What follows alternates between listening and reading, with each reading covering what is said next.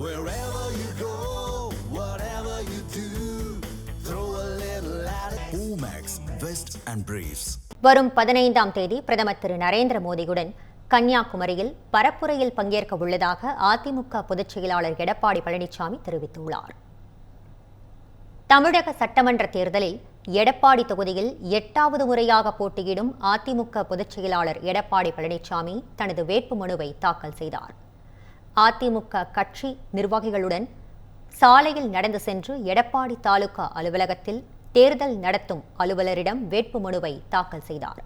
பின்னர் செய்தியாளர்களிடம் பேசிய அவர், அதிமுக பாஜக கூட்டணிக்கு வெற்றி வாய்ப்பு பிரகாசமாக உள்ளதாக தெரிவித்தார். அதிமுக ஆட்சி அமைந்தவுடன் திமுக அரசால் கைவிடப்பட்ட மக்கள் நலத் திட்டங்கள் மீண்டும் கொண்டுவரப்படும் என்று உறுதியளித்தார். மேலும் தேமுதிகவிற்கு 2026இல் தான் மாநிலங்களவை உறுப்பினர் சீட் தருவதாக கூறியிருந்தேன் என்று எடப்பாடி பழனிசாமி தெரிவித்தார். மக்கள் தான் நீதிபதிகள், மக்களுக்காக உழைத்துக் கொண்டிருக்கின்றேன்.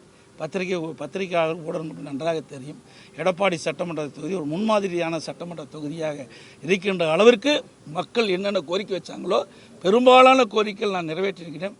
1-2 விட்டு போயிருந்தால் கிடைக்கின்ற இந்த வாய்ப்பு சட்டமன்ற தேர்தலில் வென்று மீண்டும் அதிமுக ஆட்சி மலரும், விடுபட்ட திட்டங்களும் நிறைவேற்றி தருவோம். என்ன சொல்ல போனால் 100 ஏரி திட்டம் வேண்டுமென்றே திட்டமிட்டு நான் எந்த இடத்துல அடிக்கல் நாட்டினோ அந்த இடத்துல இன்னும் தண்ணி வரல. எவ்வளவு சோதனை வேதனை. இன்றைக்கு மேட்டூர் அணை நிரம்பி உபரியாக தண்ணீர் வெளியே திறக்கப்படுகிறது. உபரியாக வெளியேறுகின்ற பொழுதுதான் நீரேற்றின் மூலமாக வறண்ட ஏரிகளுக்கு நீர் நிரப்புகிறோம். ஆனால் இந்த ஆட்சி வந்த பிறகு வேண்டுமென்றே திட்டமிட்டு எடப்பாடி சட்டமன்ற தொகுதி மட்டும் பல சட்டமன்ற தொகுதிக்கின்ற ஏரிகள் நீர் நிரப்பதை அரசியல் காழ்ப்புணர்ச்சி காரணமாக நிரப்பாமல் திட்டமிட்டு புறக்கணித்தது. மீண்டும் அதிமுக ஆட்சி மக்களோட துணையோடு வளரும்.